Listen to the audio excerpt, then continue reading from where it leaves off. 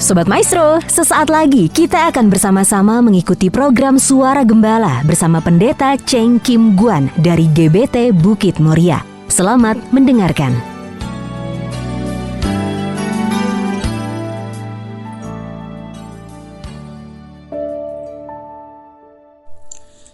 Shalom Ibu Bapak Saudara terkasih di dalam Tuhan. Kembali melalui program Suara Gembala, saya Pendeta Cheng Kim Guan menjumpai Ibu Bapak Saudara sekalian untuk kita sama-sama merenungkan sebagian daripada firman Tuhan yang akan kita awali terlebih dahulu dengan doa. Mari kita masuk dalam doa. Terima kasih Tuhan untuk segala anugerah dan kebaikan Tuhan, untuk segala keberadaan kami pada saat ini. Dan kami berkesempatan untuk merenungkan bersama kebenaran firman-Mu. Ini pun kami sadari adalah merupakan anugerah Tuhan, bukti kasih sayang Tuhan. Biarlah di dalam waktu singkat kami bersama-sama merenungkan firman-Mu, kami betul-betul dapat membawa hati dan pikiran kami dengan segenap kerinduan untuk rindu bersekutu dengan firman-Mu. Oleh sebab itu urapilah setiap pribadi dimanapun berada, agar kami dapat sama-sama menikmati persekutuan firman-Mu.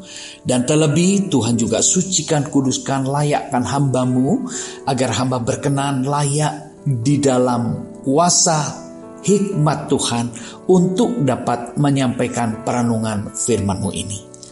Berbicaralah bagi kami semua dan berkatilah kami dengan firman-Mu. Dalam nama Tuhan Yesus Kristus, hamba panjatkan peralaskan segala doa ini. Haleluya. Amin. Puji Tuhan. Ibu Bapak Saudara terkasih, pada kesempatan kali ini kita akan sama-sama merenungkan satu judul firman Tuhan, yaitu tentang kehendak bebas. Kata bebas saat ini adalah saat diperlukan, didambakan oleh setiap orang. Terlebih di dalam masa-masa pandemi yang sedang kita sama-sama alami. Orang ingin bebas bersosialisasi, bebas berkomunikasi, bebas bergerak, bebas sebebas-bebasnya. Dan kata bebas ini seringkali dikaitkan juga dengan kehendak bebas, keinginan bebas, ku mau bebas, sebebas-bebasnya. Karena ya tanpa terasa sudah 1,5 tahun kita mengalami satu masa pandemi. Sehingga mau gak mau kita betul-betul mengekang diri, mengurung diri, menjaga komunikasi dan relasi bahkan dengan orang-orang terkasih. Lalu bagaimana kita khususnya sebagai anak-anak Tuhan menyikapi keadaan yang seperti demikian? Mari kita akan lihat tuntunan firman Tuhan yang terambil dari Yakobus 1 ayat yang ke-14. Tetapi tiap-tiap orang dicobai oleh keinginannya sendiri, karena ia diseret dan dipikat olehnya. Jadi Yakobus memperingatkan bahwa hati-hati dengan keinginan, apalagi keinginan untuk bebas. Karena kita pengen bebas, tetapi sekarang sedang dilakukan PPKM. Jadi mau gak mau kita juga ingin bebas, tapi sedang dalam kondisi yang tidak bebas. Ini akan menjadi satu permasalahan pergumulan di dalam jiwa kita. Karena setiap pribadi punya tubuh, jiwa, dan juga roh. Nah, jiwa inilah menunjuk kepada kepribadian seseorang. Di dalam jiwa itu ada pikiran, ada akal budi, ya, ada perasaan, emosi kita sedang bagaimana nih, mood kita sedang bagaimana. Dan yang terakhir adalah kehendak. Jadi keinginan kita itu tidak berdiri sekonyong-konyong.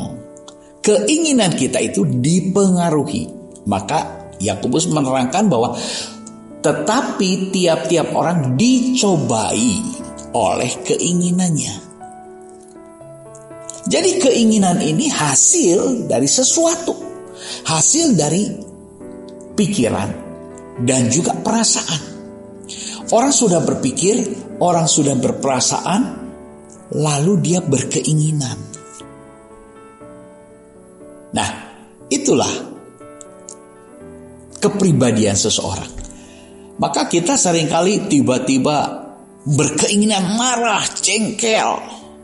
Kenapa? Karena ya pikiran kita ini sedang dimasuki oleh pikiran-pikiran yang membuat kita menilai sesuatu itu tidak menyenangkan. Lalu emosi kita jengkel, lalu tindakan kita, kemauan kita tuh rasanya pengen melakukan, melampiaskan pikiran dan perasaan kita. Itulah keinginan. Nah, di dalam Yakobus 1 ayat yang ke-15 dikatakan, dan apabila keinginan itu telah dibuahi, keinginan itu telah diaplikasikan, dilakukan satu tindakan, ia melahirkan dosa dalam bentuk tindakan. Dan apabila dosa itu sudah matang, ia melahirkan maut. Jadi kita mesti menangkap nasihat daripada Yakobus ini supaya apa? Supaya kita betul-betul bisa menjaga keinginan kita ini dipengaruhinya oleh emosi yang seperti apa dan oleh dasar pemikiran yang seperti apa. Kehendak kita ini dipengaruhi oleh emosi yang seperti apa dan pikiran yang seperti apa. Karena dinasihatkan di dalam Yakobus 1 ayat 15 ini dikatakan, apabila dosa itu sudah matang, ia melahirkan maut. Ada keinginan yang ujung-ujungnya maut. Dan kita tahu keinginan itu tidak berdiri sendiri, karena diawali dengan pikiran dan perasaan. Nah, Ibu Bapak Saudara terkasih, kalau demikian, bagaimana sikap kita, keinginan kita sebagai anak-anak Tuhan? Apakah kita sebagai umat Tuhan, umat milik Tuhan, terus berkeinginan untuk melakukan dosa dan dosa? Diperingatkan, kalau keinginan kita terus terhadap tindakan-tindakan dosa, maka kita akan menuai maut. Itu satu kepastian. Dari sebab itu, kita mesti memeriksa, mengevaluasi diri kita. Khususnya sebagai anak-anak Tuhan. Bagaimana kita sebagai orang percaya mengendalikan pikiran, perasaan, emosi kita, dan juga keinginan kita ini seperti apa. Kita lihat di dalam 1 Korintus 6 ayatnya yang ke-20. Rasul Paulus katakan demikian, sebab kamu telah dibeli dan harganya telah lunas dibayar. Karena itu muliakanlah Allah dengan tubuhmu. Ini Rasul Paulus mengingatkan kepada orang-orang yang sudah ditebus oleh korban Kristus. Orang-orang yang sudah mengalami satu kelahiran baru di dalam Kristus. Kenapa kita perlu ditebus? Karena sebelum kita menerima anugerah penebusan di dalam Kristus, kita tuh manusia sebetulnya di bawah pengaruh, di bawah kuasa daripada dosa. Kita ini adalah orang-orang berdosa. Karena ada satu keinginan yang melanggar aturan, ketetapan, yaitu Adam dan Hawa. Hawa, dia melanggar ketetapan Allah. Dimulai dari pikirannya yang diisi dengan bujuk rayu daripada ular. Lalu emosinya, ketertarikannya kepada betapa menariknya itu buah pohon pengetahuan baik dan jahat. Itu emosinya, ketertarikannya. Lalu apa? Dia berkeinginan memetik buah terlarang dan memakannya, sehingga manusia hidup dan jatuh di dalam dosa. Itulah awal dosa masuk ke dalam dunia ini. Sehingga manusia itu hidup di dalam dosa. Dari sebab itu kita perlu mengalami penebusan yang seperti dituliskan, diperingatkan oleh Rasul Paulus. Kamu telah dibeli dan harganya telah lunas dibayar. Kamu ini siapa? Kita ini semua yang rindu, haus untuk bersekutu dengan firman-Nya. Kalau kita belum mengalami penebusan Kristus, mungkin kita tidak ada keinginan untuk bersekutu dengan firman-Nya. Tetapi jika kita punya kerinduan, ini adalah satu anugerah. Dari sebab itu sebagai orang-orang percaya, orang-orang yang mengalami penebusan Kristus, keinginannya itu satu, hidup memuliakan Allah. Ini yang Rasul Paulus arahkan, nasihatkan. Karena itu muliakanlah Allah dengan tubuhmu. Wahai umat Tuhan, muliakanlah Allah dengan tubuhmu. Bagaimana kita bisa memuliakan Allah jika kita tidak punya keinginan untuk itu? Jadi sebab itu kita harus mengendalikan keinginan kita ini. Jangan sampai kita terseret oleh keinginan yang dicobai oleh si penggoda. Tetapi kita ini harus menyadari identitas kita ini sebagai umat tebusan Tuhan. Lalu apakah mungkin kita berkeinginan untuk memuliakan Allah? Kalau kita lihat di dalam Yehezkiel 36 ayat 26, dikatakan, kamu akan kuberikan hati yang baru dan roh yang baru di dalam batinmu. Dan aku akan menjauhkan dari tubuhmu hati yang keras dan kuberikan kepadamu hati yang taat.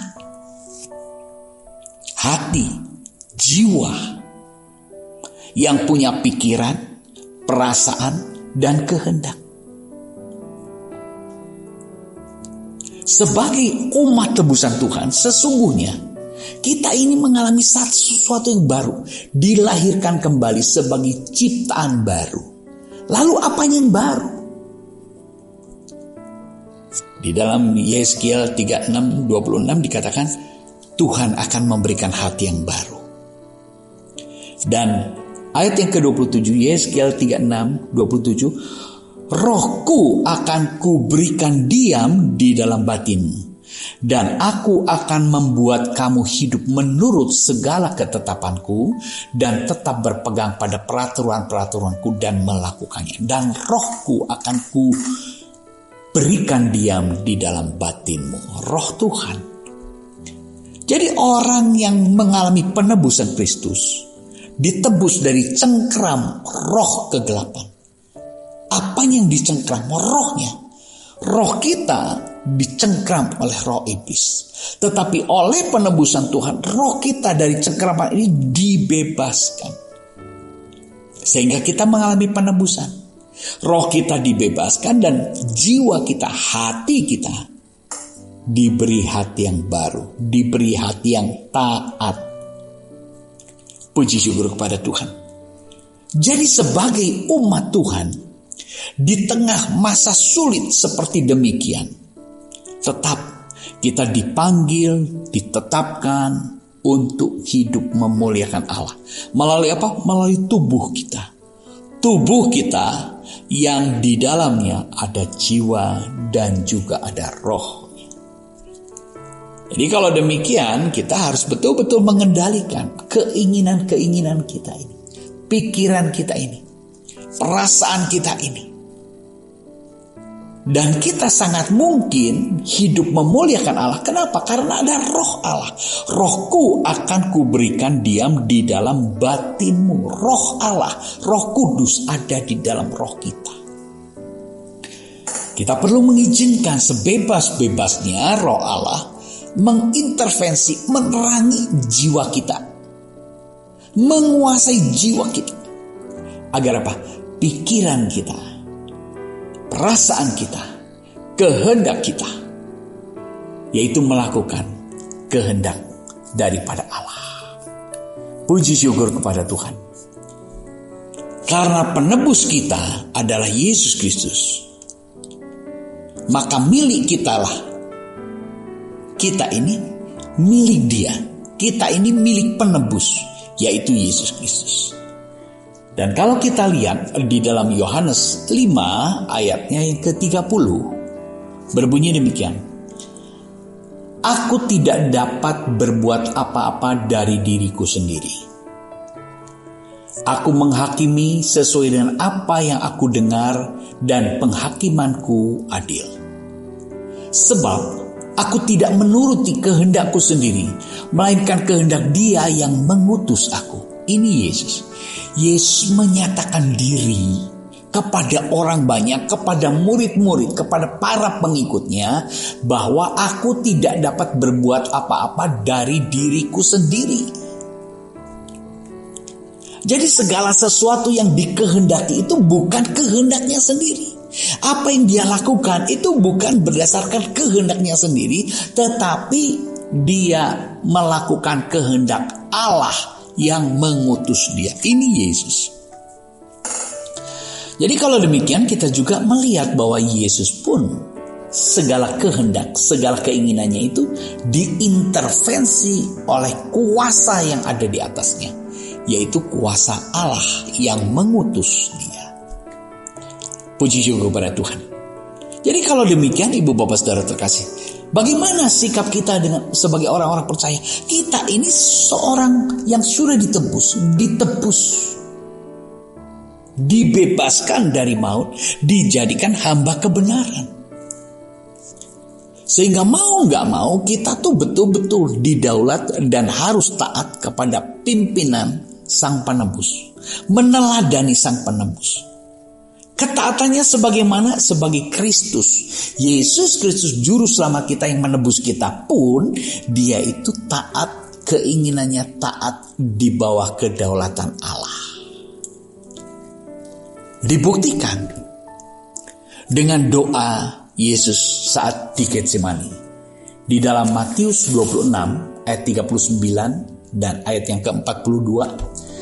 Maka Ia maju sedikit lalu sujud dan berdoa, katanya, ya Bapa-Ku, jikalau sekiranya mungkin biarlah cawan ini lalu daripadaku. Tetapi janganlah seperti yang ku kehendaki, melainkan seperti yang Engkau kehendaki. 42. Lalu Ia pergi untuk kedua kalinya dan berdoa, katanya, ya Bapa-Ku, jikalau cawan ini tidak mungkin lalu, kecuali apabila aku meminumnya, jadilah kehendak-Mu.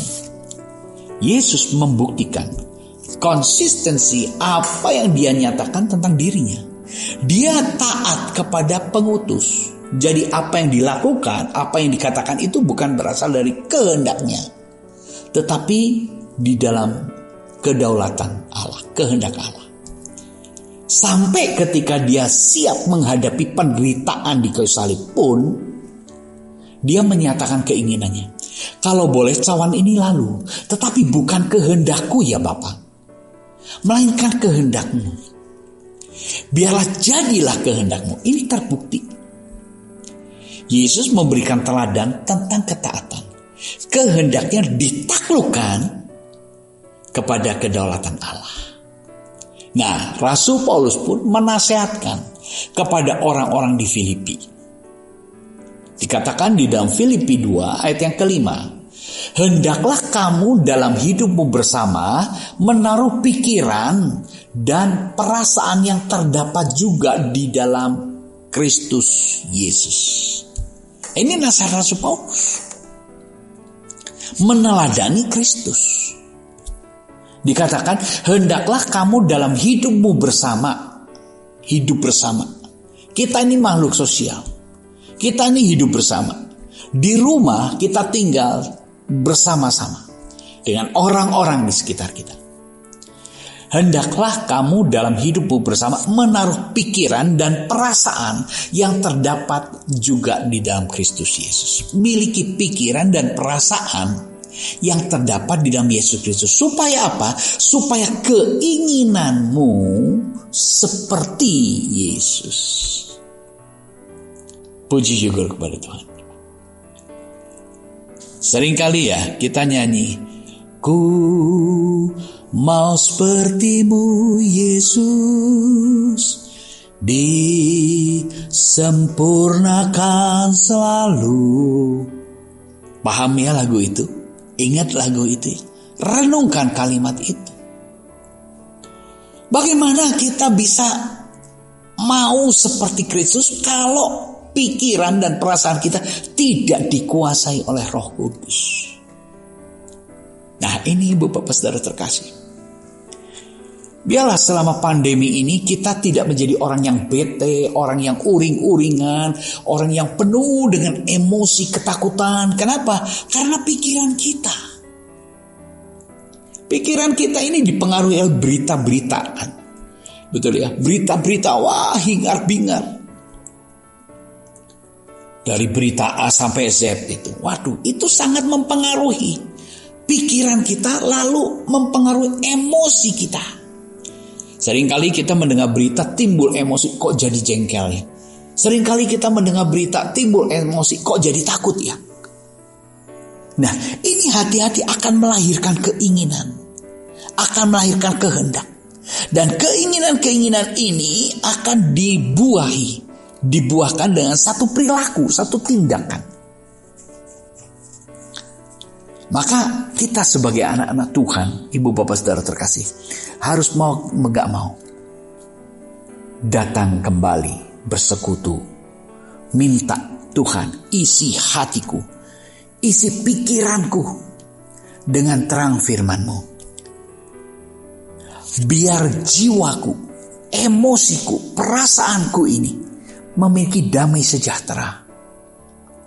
Sehingga keinginan-keinginanku adalah keinginan-keinginan hidup memuliakan Tuhan. Bukan hanya keinginan pemuasan diri sendiri. Bukan hanya pikiran-pikiran yang berorientasi hanya membangun kepentingan pribadi kita sendiri. Bukan.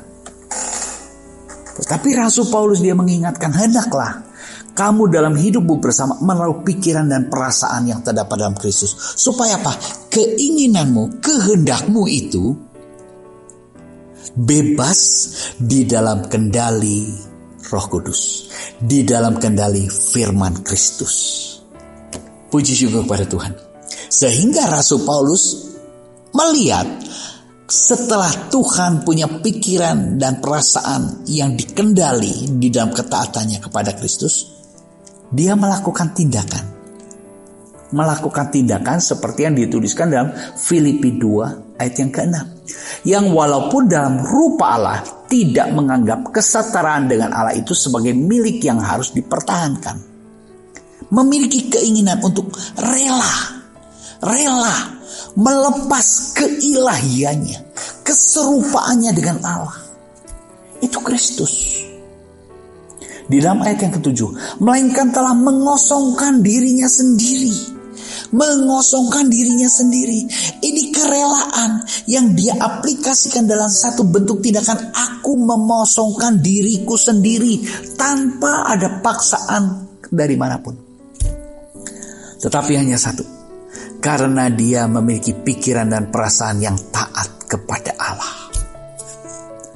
Dan mengambil rupa seorang hamba, menjadi sama dengan manusia. Itu keinginannya. Keinginan Kristus. Nah, keinginan kerelaan seperti Kristus itulah yang harus kita miliki. Ibu Bapak Saudara terkasih, Tuhan mencipta manusia menurut rupa dan gambarnya, memiliki kepribadian dan bukan sebagai robot. Sebab itu, milikilah pikiran dan perasaan seperti Kristus agar kita memiliki tujuan hidup memuliakan Allah. Puji Tuhan, Tuhan memberkati. Mari kita berdoa. Tuhan, tolong kami semua agar kami mengisi hati dan pikiran kami dalam firman-Mu. Kami dapat menikmati damai sejahtera-Mu, dan segala keinginan kami adalah keinginan yang hidup, kudus, dan memuliakan Allah. Terima kasih untuk berkat perenungan firman-Mu pada kesempatan kali ini. Dalam nama Tuhan Yesus Kristus, hamba panjatkan peralaskan segala doa ini. Haleluya. Amin. Shalom, Tuhan memberkati.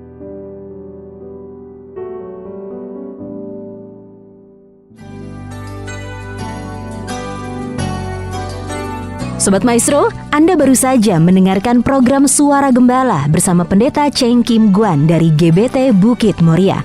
Dengan tempat ibadah Jalan Bojong Raya Komplek Permata Indah, Blok J nomor 24 Bandung. Phone 0822 1614 3298. Terima kasih atas kebersamaan Anda. Tuhan Yesus memberkati.